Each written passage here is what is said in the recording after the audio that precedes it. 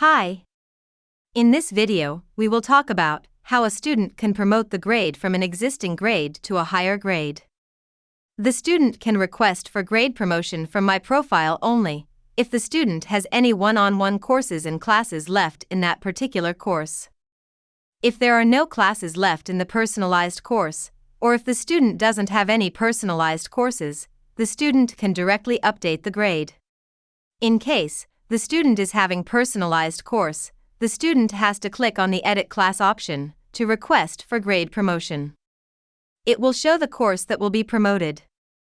From the drop-down, the student can select the grade and click on Request Change.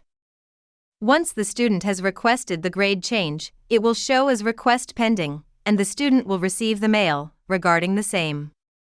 Once the relationship manager approves the grade promotion request, the grade will be changed, and the remaining classes in the present grade course will be added to the new course for the existing subjects.